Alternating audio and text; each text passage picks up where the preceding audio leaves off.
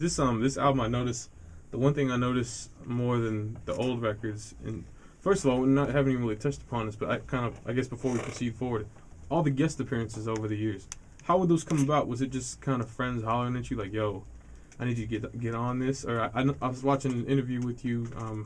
We were talking about when you got on with Solange on her record for the one joint you guys did, and you said she was in town, and then you guys just started singing over a 07 record or something like that. Mm-hmm. Like, yep. Was that how a lot of those collabs came about? Yeah, people just called me like randomly. Like I felt like the assassin. Like they go, "Hey, are you in town? How soon can you get to the studio?" It's just like that. And I'm like, "Okay," and I just show up. The humble assassin who doesn't know. I mean, you even like, how did that Clips record come about? Because that was ill. Clips record, they asked me to be on there. They called me up, and it was good leverage to get to have Pharrell do a song for me. So, we did a little trade-off. And that day, I laid down a song that Pharrell wrote, and then they played me he played me the song for the Clips, and they showed up at the studio. We made it rock. And the dope thing about that was they were like, "Yo, lay a verse down too." I was like, "Word."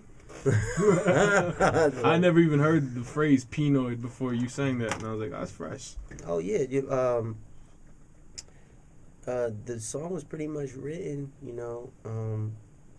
but Pharrell was singing the hook, and so maybe he just muted everything, like, "You sing it," and then we just started singing together. It was dope, Pharrell just he's on that same kind of just organic thing, so everything just worked. Now this album, what I was saying a second ago, was like before your stuff is very love, but when I first heard the new record, like I'm a kind of dude, I'm a big ass cupcake in terms of like when music hits me, it hits me. You can ask her, like, tears, whatever comes will comes and let it be, you know what I'm saying? But when I heard this record, it seemed less about I'm in love with you, I want you, and it seemed more about self. Like it seemed about me and like an overcoming of whatever demons people were trying to work through. When I first heard Free on Twitter, I was like, "Yo, I want to hear this so loud that like my shoulders dislocated. This record is ridiculous." Like, was that kind of the theme behind the album, or just kind of self making it through? I have really learned how to just write my way out of shit, like before it was just write some love tunes that I know cats will like, but I've kind of developed into like a blues singer. I write what I'm feeling at the moment, at the time, and if I'm down, I need to feel better, I'll write a song about that.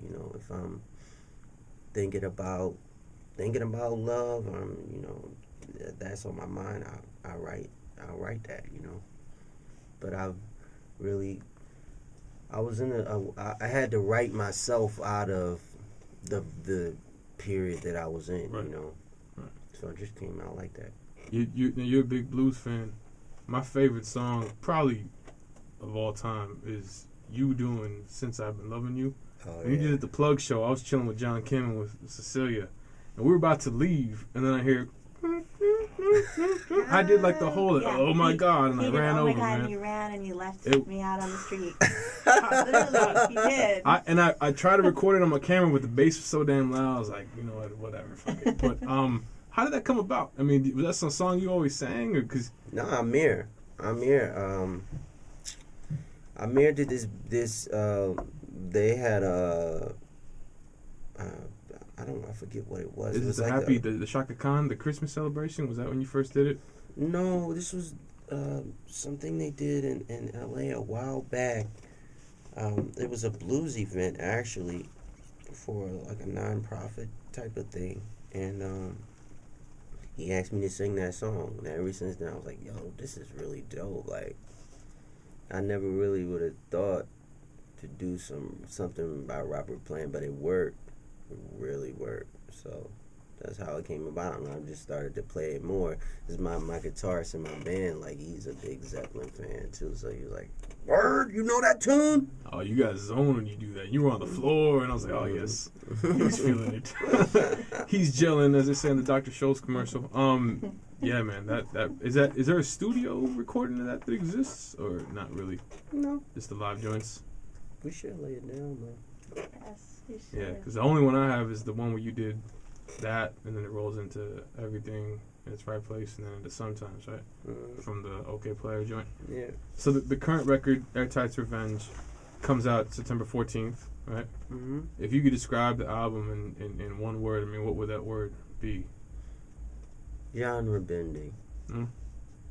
Genre bending. I really wanted to make something that you can put it in the computer, and the computer doesn't know how to label it. Like, man, if we can mess the computer up, we found a different sound, you know.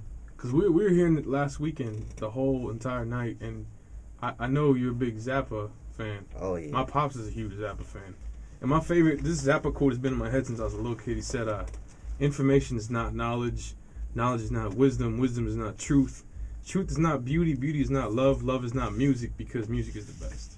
Ooh. And, like, that just tells you, like, Zappa is, I mean, to him, like, the space and the sound and the layers, you really stretch the hell out on this record. It's not straight ahead and kind of very, you got things coming in from other sides, and you got panning left to right. I mean, you sound like you were having a lot of fun laying down this record.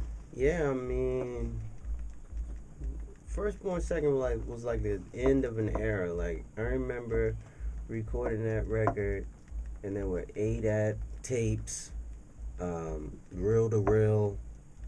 Now there's everything is like Pro Tools, Reason, Logic, totally computerized. Yeah.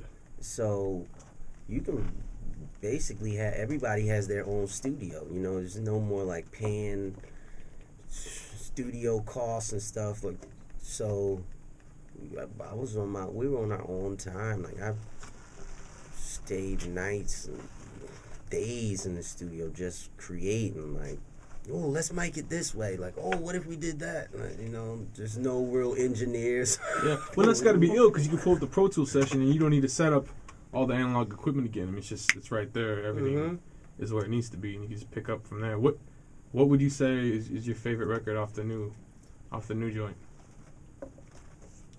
I don't know. I like them all. They all were like a scavenger hunt. Like, everything was like beautiful mistakes, you know, and randomness. You know, I got a story for every one of those songs. You know, that made it dope. You know.